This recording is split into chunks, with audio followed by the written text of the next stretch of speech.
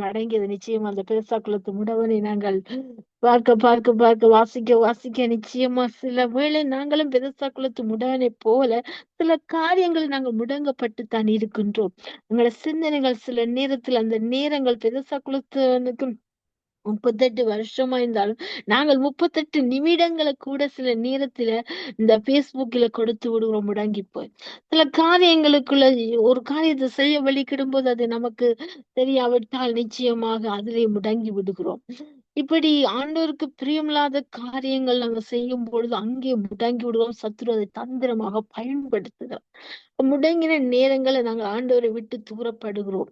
ஆனால் அப்பா பார்க்கிற இரக்கமுள்ள தகப்பன் எங்களுக்காக இறங்கி வந்து ஆவியானவர் எங்களுக்கு ஒரு வித்தியாசமான ஒரு அழைப்பை கொடுத்து இல்லாவிட்டால் எங்களுடைய உறவுகள் மூலமாய் காரியங்களை காக்க வைத்து எங்களை என்ன செய்கிறார்? எழுத்து பயன்படுத்துகிறார், மாற்றத்தை கொடுக்கிறார். அந்த இடத்துல எழும்பும்படியாக கர்த்தர் கிரியை செய்கிறார், கிருபை அளிக்கிறார் எங்களுக்கு. இதுதான் உண்மை. இன்னைக்கு பெருசாக்குளத்து முடவன் முடங்கினது அவனுடைய முடக்கு எழும்ப முடியாமல் உதவி செய்ய வேண்டும், யாராவது உதவ வேண்டும் என்ற வாஞ்சியோடு முடங்கி கொண்டிருந்தான். இன்றைக்கு நாங்க முடங்குறோம் எங்களுடைய சிந்தனைகளால, செயல்களால, எங்களுடைய முடியாமையினால, எங்கள் பலவீனத்தினால. இப்படிப்பட்ட முடக்கங்கள் நம்முடைய வாழ்க்கையில நாளாந்தம் உண்டு. ஆனால் இந்த முடக்கங்கள் இருந்து கர்த்தர் நிமிர பண்ணவனும் எங்களை நடத்துவனும் என்றுதான் வாஞ்சியோடு ஆவலோடு எங்களை நோக்கி பார்க்கிறேன். என் ஆவிக்குரிய ஜீவத்துல இன்னும் ஓட வேண்டும், நீ முடங்கி இருக்க கூடாது என்று கர்த்தர் என்னிடத்தில் உங்களிடத்திலும் எதிர்பார்க்கிறார். எந்தெந்த உலக காரியத்துல நீங்க முடங்குறீங்களோ அங்கே ஆவிக்குரிய வளர்ச்சி அங்கே குறைபடுகிறது, தேவனை விட்டு அது தூரப்படுகிறது என்பதை நாங்கள் மறந்து விடக்கூடாது. ஆமென். கர்த்தர் ஒன்றிய மகிமைப்படுவதாக. சரியாற்ற நேரம் 7:59 நாங்கள் வார்த்தையின் வெளிச்சத்தோடு இணைந்திருக்கிறோம். அடுத்ததாக வார்த்தையின் வெளிச்சத்தோடு உங்கள் சகோதரி கலையத்திலிருந்து இணைகின்றேன். நிச்சயமாக இந்த நாள் ஜெயந்த் அவர்கள் இணைய முடியாத சூழ்நிலையில் இருக்கின்றார்கள். ஆனாலும் கர்த்தரை சித்தமெல்லாம் நாங்கள் அடுத்த தடவைகள் அவர்கள் இணைவாறு நாங்கள் கர்த்தருக்கு விசுவாசிக்கின்றேன். இந்த நாளில் நாங்கள் வார்த்தையின் வெளிச்சத்தோடு கடந்து செல்வோம். உங்களோடு உங்கள் சகோதரி. இவன் பாருங்க எல்லா தயவுக்காக நாங்கள் நன்றி செலுத்தி ஜெபித்து துதித்து நாங்கள் வார்த்தையின் வெளிச்சத்தை கற்றுக்கொள்வோம். ஜெபிப்போம். சோஸ்திரம் ஆண்டவரே, கிருபியாய் நீர் தந்த இந்த நல்ல தருணத்துக்காக சோஸ்திரம் ஆண்டவர். தகப்பனே, நீர் காலையிலே எனக்கு வார்த்தை கொடுக்கும் போது நான் உணர்ந்தேன், இன்றைய நாளிலும் வார்த்தை கொடுக்க சூழ்நிலைகள் ஆண்டவரே உம்மோட கரத்துல இருக்குது. காலங்களின் சமயங்களை நீங்க அறிந்தவரப்பா, என்னிடத்துல ஒன்றுமே இல்லப்பா, உங்களுடைய கிருபை என்னை நடத்தும் என்று சொல்லி நான் அப்பாவிடத்துல ஒப்பு கொடுத்து செபித்தவளே, நீங்க பதில் தந்த பரிகாரியா இருக்கிறவரையா உண்மை சோஸ்தரிக்கிறேன் ஆண்டவரே.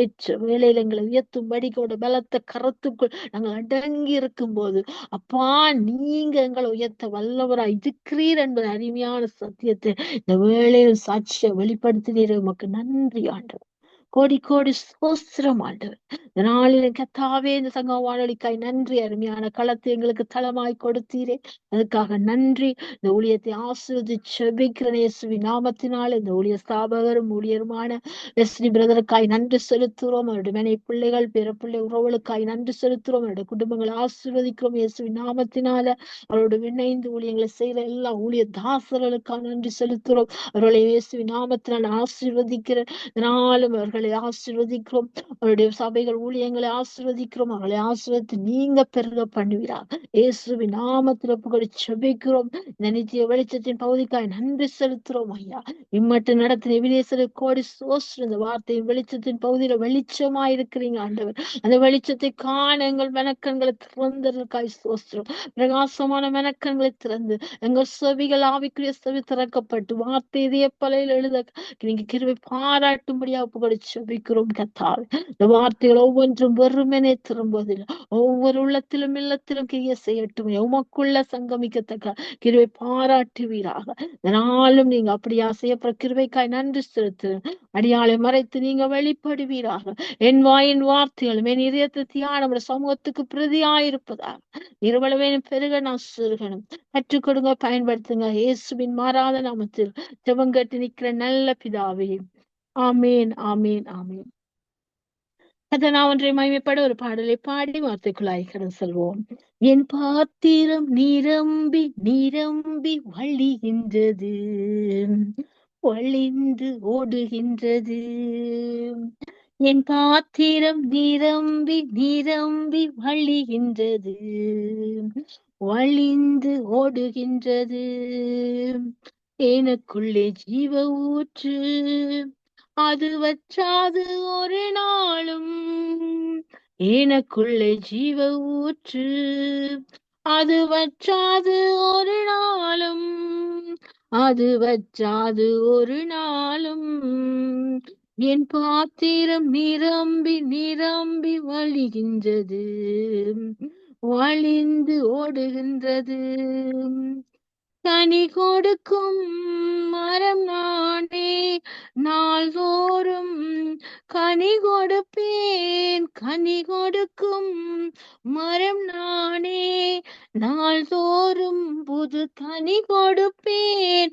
இலைகள் உதிர்வதில்லை, கனிகள் கெடுவதில்லை.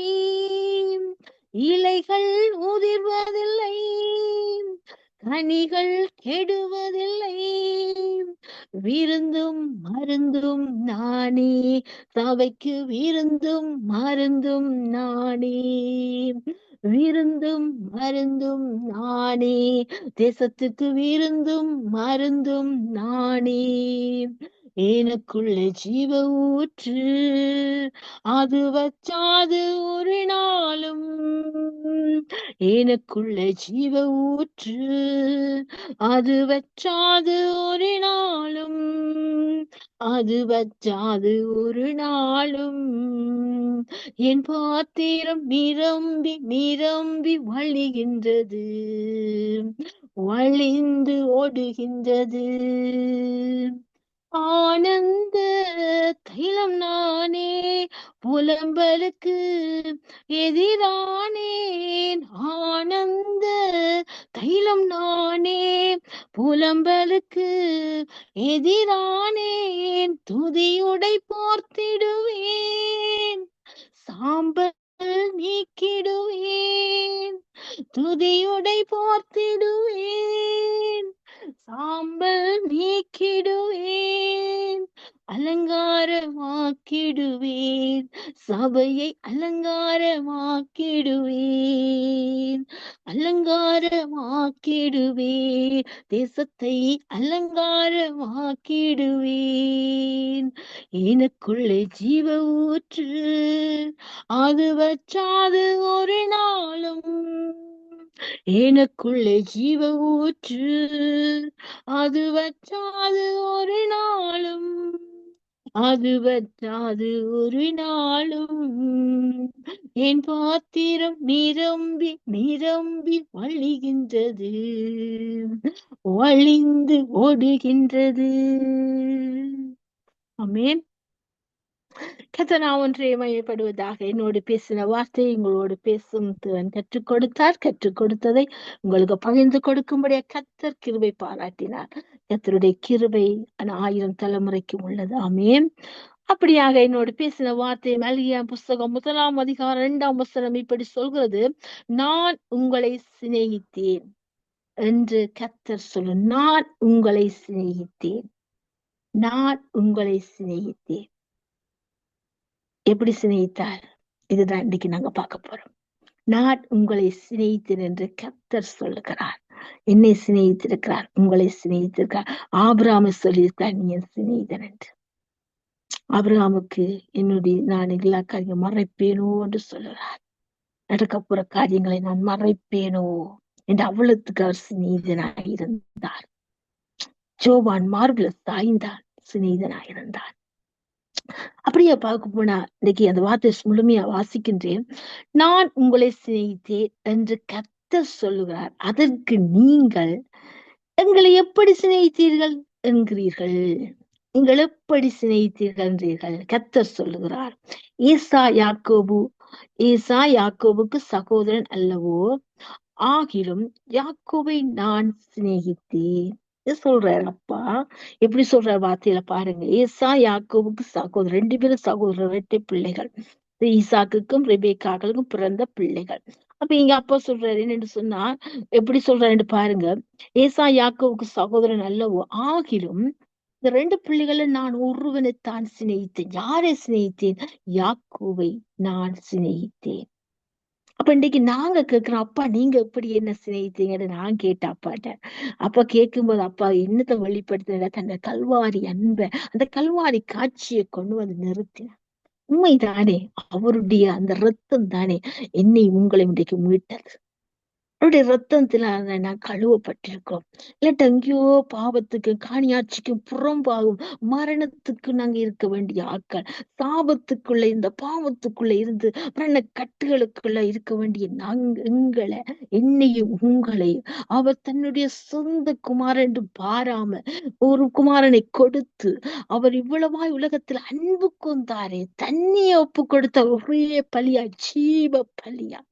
எப்படி? அதாவது யோவான் 3:16 சொல்லுது, தம்முடைய ஒரே பேரான குமாரனை விசுவாசிக்கிற எவனோ அவன் கெட்டு போகாமல் நித்திய ஜீவனை அடையும் படிக்கு அவரை தந்தரளி இவ்வளவாய் உலகத்தில் அன்பு கொண்டார். அந்த சிநேகத்துல வந்தது என்ன அன்பு! அந்த ஊற்றப்பட்டது நமக்குள்ள என்ன அன்பு! அன்பு ஊற்றப்பட்டதால் அந்த அன்பு நம்மை வெட்கப்படுத்தல, அதை இன்னும் சிநேகிக்க வைத்துக் கொண்டே இருக்கிறது. தட்டி தட்டி அதிகாலையில் எழுப்புகின்றது அந்த அன்பு, ஏவுகிறது. என்னோடு உறவாடு மகளே, என்னோடு பேசு மகளே, என் வார்த்தையை கற்றுக்கொள் மகளே, கல்வி வாணி நான் உனக்கு நான் தருகிறேன் மகளே. அப்படியாக எங்களோட பேசுற இந்த வார்த்தை, அந்த அன்பை நாளுக்கு நாள் அதிகரித்து கொண்டே இருக்கு. அப்ப அந்த சிநேகிதம் எப்படிப்பட்ட சிநேகிதமா இருக்குது! ஒரு கண்ணாடிக்கு முன்னால நாம் நிப்போம்டா நம்முடைய பிம்பம் தெரியும். இந்த வார்த்தை என்ற கண்ணாடிக்கு முன்னால் நாங்க நிப்போமா இருந்தா அவருடைய மகிமை வெளிப்பட. அது அந்த சிநேகிதத்தின் தோற்றம். அங்கே தாவீது யோனாத்தானை சிநேகித்தார். அப்படிப்பட்ட சிநேகிதம் அங்கே யோனாத்தான் இறந்த பிறகு தன்னுடைய சிநேகிதத்தின் உடன்படிக்கை உறவுக்குள்ள யாராவது இருப்பான் என்று சொன்னா அங்கே யார் இருக்கிறான்? மேவிபோசேத் இருக்கிறான். அப்ப தன்னுடைய சிநேகிதனுக்கு தான் நன்றி கடனாக என்ன செய்வேன் என்று சொன்னா செய்ய முடியவில்லை. அவன் இழந்து விட்டான் சிநேகிதனை. ஆனால் அவனுடைய மகனை சிநேகிக்கிறான். எப்படி? தன்னுடைய பந்தியில குந்தி இருந்து நீ சாப்பிடு. அந்த சிநேகிதனுக்கு ஒரு நன்றி கடனாக உடன்படிக்கை உறவின் வலுவை படுத்த அவனுக்கு என்ன செய்யறான்? நீ முடவனா இருக்கிற அவன் மேவிபோசேத்தே, நீ என்னுடைய ராஜ சமூகத்துல குந்தி இருந்து சாப்பிடு. அப்பம் தவறாமல் கிடைக்கப்படுகிறது. அப்பம் தவறாமல் கொடுக்கப்படுகிற மேவிபோசேத்துக்கு இப்படியாக நினைக்கும் தான் சிநேகிதன். பாத்தீங்களா? சிநேகிதன் எல்லா காலங்களும் சிநேகிக்கிறான். அதான் நீதிமொழிகள் 17:17 சொல்லுவேன், சிநேகிதன் எல்லா காலம் சிநேகிக்கிறான். இந்த சிநேகிதனுடைய சிநேகம் எப்படிப்பட்ட சிநேகம்! உண்மையிலே நாங்கள் சிநேகித்தோம். நம்மளுடைய படிக்கிற காலத்துல எல்லா ஆரம்ப பாடசாலையில் ஒரு விதமான சிநேகம், ஹைஸ்கூலுக்கு போய்க்க இன்னொரு விதமான சிநேகம், காலேஜுக்கு போய்க்க இன்னொரு விதமான சிநேகம், டீச்சிங் காலேஜ்ல போய்க்க இன்னொரு விதமான சிநேகம், பாடசாலையில படிப்பிக்க டீச்சிங் ஒர்க் பண்ணும்போது அதுல இன்னொரு விதமான சிநேகம், பிறகு மறை பண்ணி வெளிஞ்சால வந்தன பிறகு அதுல சந்தித்த இன்னொரு விதமான சிநேகம், பிறகு பிள்ளைகளை பெற்று ஒரு வாழ்க்கைக்குள்ள உட்பட்டு அந்த வாழ்க்கைக்குள்ள நாங்க கடந்து செல்லும் போது இன்னும் ஒரு விதமான சிநேகம், பிறகு சபைகளுக்குள்ள வந்து ஊழியத்தை செய்யும் போது ஊழியத்துக்குள்ளான ஒரு சிநேகம். இப்படி பார்க்க வேண்டாம், இந்த வானொலிக்குள்ள உண்டாகிற பெரிய சிநேகம். 110 நாடுகளுக்குள்ள கடந்து சென்று இந்த குரலை கேட்கும்படி அம்பும் தெரியாத உள்ளங்கள் எங்கள் குரலை கேட்டு சிநேகிக்கிற அந்த சிநேகத்தை கொடுத்து யார் என்று சொன்னால் நிச்சயமாக நான் அல்ல, என் பலன் அல்ல, என் தாளந்து அல்ல, எல்லாமே அவருடைய கிருபை. அந்த கிருபை, அந்த ஊற்றப்பட்டது அன்பு வெளிப்படுகிறது. இன்னைக்கு நான் அப்பா சொல்லேன், சிநேகிதனே, எனக்காக யாவை செய்து முடித்த சிநேகிதனே, எனக்காக உண்மையை ஒப்பு கொடுத்தீரே அப்பா, நான் பாவியாயிருக்க. அப்ப சிநேகித்தார் யாரு? யாக்கோவை யாக்கோவு எப்படிப்பட்டவனா?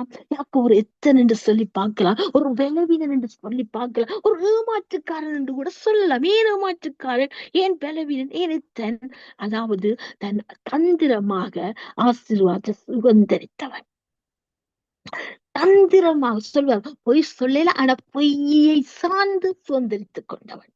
எப்படி சுதந்திரித்தார்? முதலாவது சுதந்திரித்தான் ஆசீர்வாதத்தை. என்னத்தை சுதந்திரித்தான்? ஏசாவிடமிருந்து சிரேஷ்ட புத்திர பாகத்தை.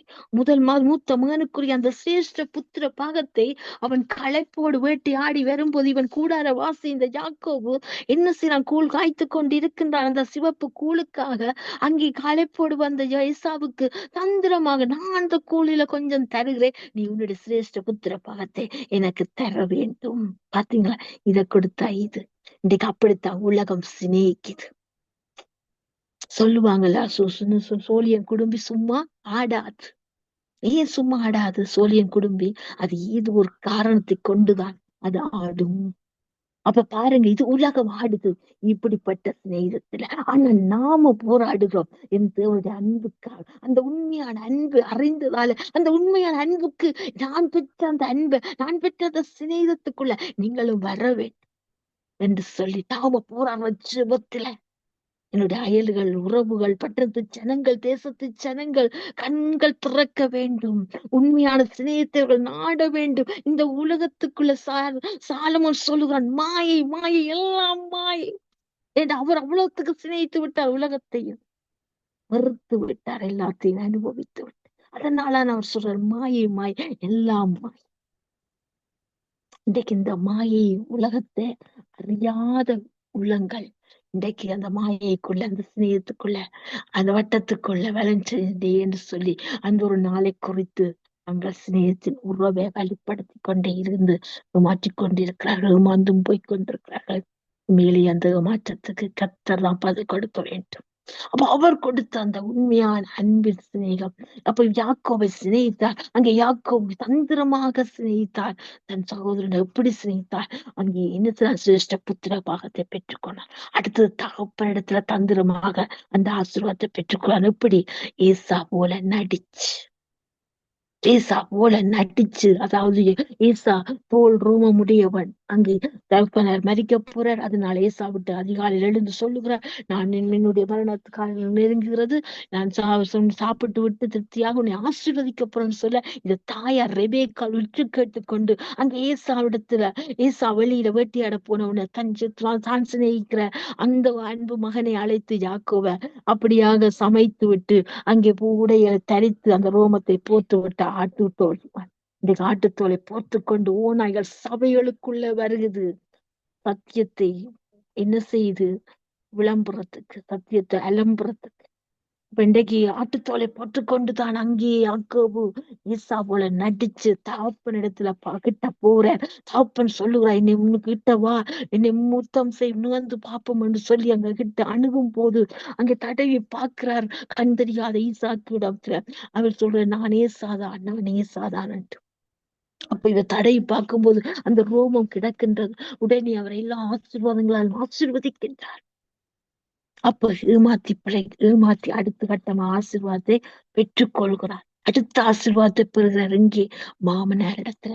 இங்கே கண்ணு போய்விட்டது, ராகேல் இடத்துல கண் போய்விட்டது. அவருடைய மகளிடத்துல கண் வைத்தவுடன் அந்த கண் வைத்த காரியத்துக்காக பின் வைக்கின்றார் 7 வருஷம்.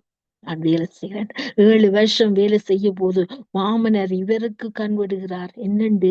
மூத்தவள் லேயாளை கட்டுக் கொடுக்க. அவள் கண்குச்ச பார்வை. அவள் விரும்பவில்லை யாக்கோபு. ஆனால் மாமனாரோ அந்த இரவு பொழுதுல பெண்ணை மாறி கொடுத்து விடுகிறார். வழக்கத்தின்படி மூத்தவள் இருக்க இளையவளை கட்டி கொடுக்க யாருக்கும் சம்மதம் வராது, எந்த பெற்றோருக்கும். அப்ப மூத்தவளை கொடுக்கிறார். கொடுத்தவுடன் இவர் அதிகாலையில் எழுந்து மாமனார் இடத்தை கேட்கிறார். மாமனார்கிட்ட கேட்கிறார், ஏன் என்னை ஏமாத்தி விட்டீர்கள்? அப்பொழுதுதான் மாமனார் சொல்றார், மூத்தவள் இருக்க இளையவளை நான் கொடுக்க மாட்டேன் என்று.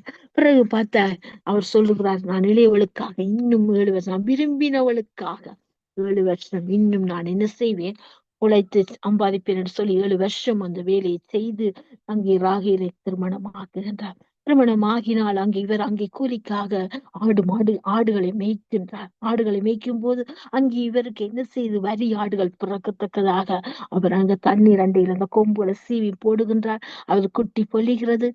மாமனோட சம்பளமாக அதை பெற்றுக்கொண்ட ஆசீர்வாதத்தை சுதந்திரிக்க. அப்ப தந்திரமாக பெற்ற ஆசீர்வாதம் தேவன் இல்லாத கிடைக்கப்படும். அப்ப தேவன் எப்ப சிநேகிக்கிறார் சொன்னால் அங்கே அவர் என்ன செய்கிறார், இரு பரிவாங்களோட திரும்புகிறார். அங்கே இவளுக்காக நான் இந்த வார்த்தையை வாசிக்க ஆசைப்படுகிறேன்.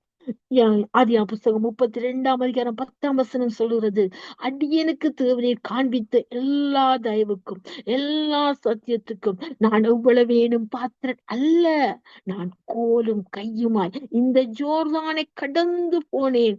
இப்பொழுது இவ்விரண்டு பரிவாரங்களை உடையவன் ஆனேன். பாருங்கள், அவருக்கு கொடுத்த ஆசீர்வாதங்கள், பிள்ளைகள், வேலைக்காரிகள், ஆடுகள் எல்லாம் சொத்து சுகங்களோடும் அவர் என்ன செய்யற ஆசீர்வாதமா இருக்கிறார். ஆனா அந்த ஆசீர்வாதம் அவருக்கு ஆசீர்வாதமா இல்ல. அவர் எப்படி சிநேகிக்க விரும்புறார் என்று சொன்னா, தேவன் எப்படி சிநேகிக்க விரும்புறாடா, நீ தந்திரமா பெற்ற ஆசீர்வாதத்தோடு வாழ தேவனுக்கு விருப்பம் இல்லை.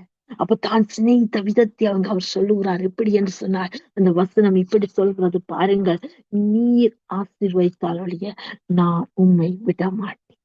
இதுதான் ஆண்டவர் கொடுக்க ஆசீர்வாதம் என்பது, நாங்கள் ஆண்டவரோடு கர்த்தரோடு இருந்து அவரிடத்தில் பாதத்தில் அமர்ந்து அவர் மூலமா கிடைக்கிற உண்மையான ஆசீர்வாதம் நமக்கு நிலைத்திருக்கும். அதுவே அந்த சிநேகிதமா எங்களோடு இருக்கும். அந்த சிநேகிதம் தர்ற உண்மையான ஆசீர்வாதமே அது காலகாலமாய் நிலைத்திருக்கிற ஆசீர்வாதம். இது நிலையில்லாத இந்த ஆசீர்வாதம், தந்திரமாய் பெற்ற ஆசீர்வாதம், அது ஆசீர்வாதம் இல்ல. அது உண்மையான சிநேகத்தால் கிடைக்கவும் அல்ல. அதாவது உண்மை அன்பினால் பெற்றதும் அல்ல. அது தந்திரமாய் பெற்றுக் கொண்டது. இன்னைக்கு நம்முடைய ஆவிக்குரிய ஜீவியத்தில் நாங்கள் எப்படிப்பட்ட ஆசீர்வாதத்தை சுதந்திரித்துக் கொண்டிருக்கின்றோம். நாங்களும் யாக்கோபை போல தந்திரமாய் நம்முடைய சிநேகத்தை காட்டி சூழ்நிலைகளை பார்த்து, சூழ்ச்சிகளை பார்த்து, அதுக்கேற்ற போல நம்மை மாற்றி நாங்க தந்திரமாய் பெற்றுக்கொண்ட ஆசீர்வாதத்தோடு வாழ்ந்து கொண்டிருக்கிறோமா? இல்ல, உண்மையான அன்பில நாங்கள் அவர் சமூகத்துல இருந்து உண்மையான அன்பை பெற்ற நாங்கள் அந்த உண்மையான அன்பை வெளிக்காட்டி அந்த உண்மையான ஆசீர்வாதத்தை சுதந்திரித்த நிலையான ஆசீர்வாதத்துல நாங்க நிலைத்திருந்து நாங்கள் அன்பை வெளிப்படுத்துகின்றோமா? எங்கள் ஆவிக்குரிய வாழ்க்கை ஆராயப்படட்டும். தேவனுக்கு பிரியமில்லாதவை வெளியேறப்படட்டும் இந்த நாளில. ஆமே. அப்ப பாருங்கள், அப்படியாக அங்க சொல்லுகிறார், நான் எப்படி சிநேகித்தேன் என்று சொன்னா, அங்கே யாக்கோபு அங்கே ஏசாவை சந்திக்க மீண்டுமாய் திரும்பி வருகிறார். திரும்பி வரும்போது அவருக்கு பயம். என்ன பயம்? ஏசா வருகிறார் எதிர்கொண்டு, யாரை நீ பழிக்கு பழி வாங்கிடுவாரோ என்ற ஒரு பயமும் அச்சமும் இருக்கு. வந்த உடனே அங்கே இவர் தனித்து நின்று அங்கே என்ன செய்கிறார்? ஒரு தூதனோட போராடுகிறார். தூதனோடு போராடும் பொழுதுதான் அங்கே சொல்லுகிறார், நீ ஆசீர்வதித்தாலுடைய உண்மை நான் விட மாட்டேன், விட மாட்டேன் என்று சொல்லி அங்கே போராடுகிறார் இரவும் பகலும். அங்கே போராடும் பொழுதும் அங்கே தூதன் கேட்கிறார், உன் பெயர் என்ன? அங்கே உன் பெயர் என்ன என்று சொல்லும் போது அன்று தகப்பனுக்கு போய் சொன்னார், நான் ஏசான். இங்கே அதே போய் மீண்டும் சொல்லாமல் அவர் சொல்லுகிறார், நான் ஜாக்கோ, நீ ஜாக்கோவில இனி இஸ்ரேல், உனக்கு பேர் இஸ்ரேல் என்று ஆசீர்வத்து சிநேகிக்கிறார். அவர் சிநேகிக்கிறார். எப்படி சிநேகத்தோட சந்தை பிடிக்கிறார். இனி நான் என்று நீ சொல்லாத, இனி நீ எல்லாமே நீர்தானையா, நீர்தானையா, என்னை சார்ந்து கொண்டு என் சிநேகத்தில் நினைத்துக் கொண்டு என்னோடு நட மகனே, நட மகளே. இன்னைக்கு நம்முடைய கர்த்தர் சொல்லுவார், என்னை சிநேகி. இந்த உலகத்தில் சிநேகித்தா அது உன்னை பொய்க்குள்ள கொண்டு போயிடும். தந்திரமான காரியங்களை சொல்லி அது சூழ்ச்சிகளுக்குள்ள வீழ்ச்சிகளுக்குள்ள விழுத்தி விடும். உன்னை ஏமாற்றி போடும். நீ யாரு ஏமாத்திரிய அவது ஏமாற்றி போடும் உன்னை காரியங்கள் எல்லாம்.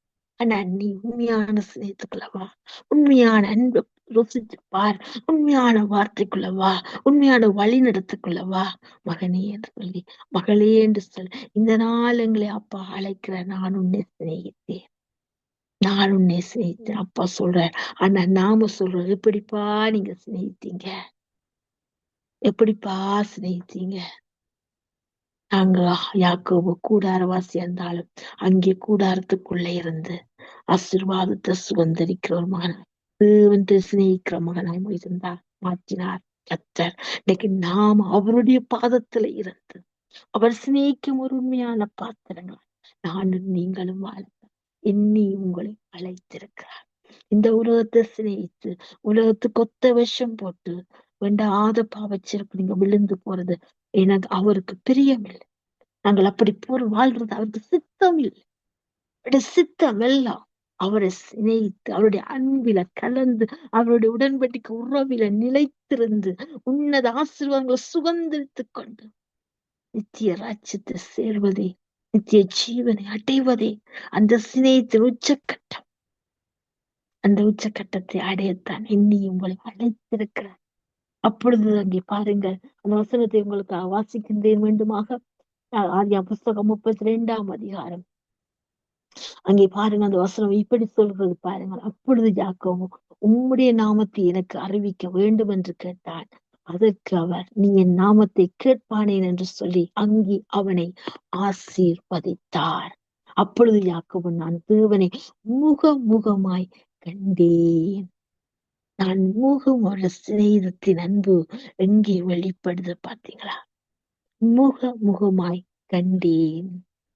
காண்கிறார், காண்பிக்கிறார். சிநேகிதன் காண்பிக்கிறார். அதிகாலை தேடுவோர் என்னை கண்டடைவார்கள் சொல்லுகிறார் வார்த்தை எழுதியிருக்கிறது. அப்ப காண்பிக்கிறார். சிநேகிதத்தின் உச்சக்கட்ட காண்பிக்கப்படுகிறார். ஆசீர்வதிக்கிறார். நீ ஏமாற்றி வந்த ஆசீர்வாதம் உன்னோட நிலைச்சிருக்கிறது இல்ல மகனே, அதெல்லாம் வேண்டாம். அந்த ஆசீர்வாதம் உனக்கு வேண்டாம் என்று சொல்லி ஆசீர்வதிக்கிறார். பெயரை மாற்றுகிறார். அடுத்தது தன்னை காண்பிக்கிறார். பாருங்க, முகமாய் கண்டேன், உயிர் தப்பி பிழைத்தேன். அவரை கண்டவர்கள் உயிர் பிழைக்க மாட்டார்கள் சொல்லி வார்த்தை எழுதி இருக்கிறது. அது அப்படியாக கண்மலை வெடிப்பில மோசைக்கு வெளிப்படுத்தினார் அல்லவா தன் பின்புறத்தை.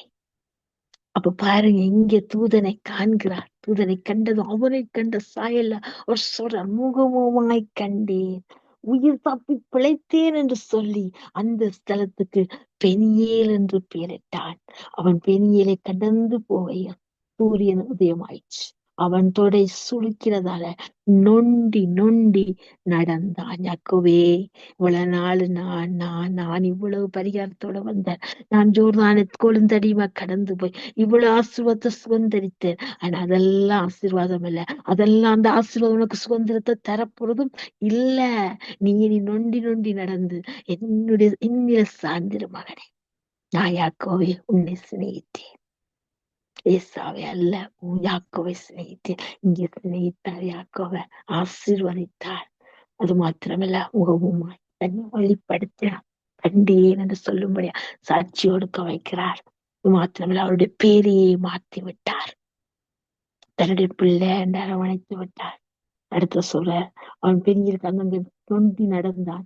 அவர் யாக்கோபடி தொடர்ந்து நரம்பை தொட்டபடியால் இஸ்ரவேல் புத்திர இந்நாள் வரைக்கும் அந்த தொடர்ந்து நரம்பை சிக்கிறதே இல்லை. அவருடைய அது வழக்கமாய் போய்விட்டது, பாரம்பரியமாய் போய்விட்டது பிரியமானவர்களே.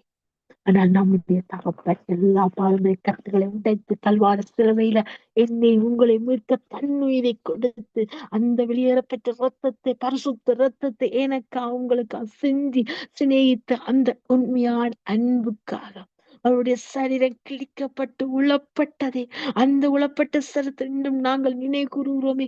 அந்த சிநேகத்தின் உச்சக்கட்டம் மாதம் மாதம் திருவிருந்து பந்தியில குந்தி இருக்க தகுதிப்படுத்துற அந்த சிநேகத்தின் அன்பு எவ்வளவு பெரிய அன்பு.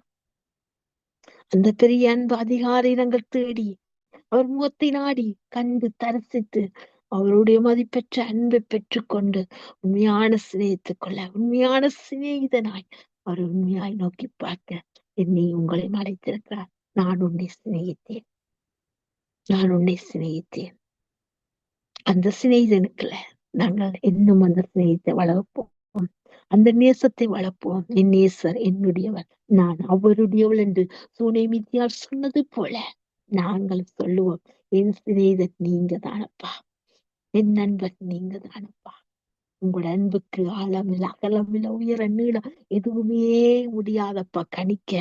பூமிக்கு வானம் எவ்வளவு உயரமா இருக்கிறதோ உமக்கு பயப்படும் கிருபையும் பெரிதாயிருக்கப்பா. தகப்பன் பிள்ளைக்கு இறங்குறது போல நீ 1000 தலைமுறைக்கு இரக்கம் செய்யற ஒரு நல்ல சிநேகித, நல்ல தகப்பனா எங்களுக்கு இருக்கிறீங்களே அப்பா. அதுக்காக நன்றி அப்பான்னு சொல்லி ஒப்பு கொடுப்போமா கேட்ட வார்த்தைக்கு.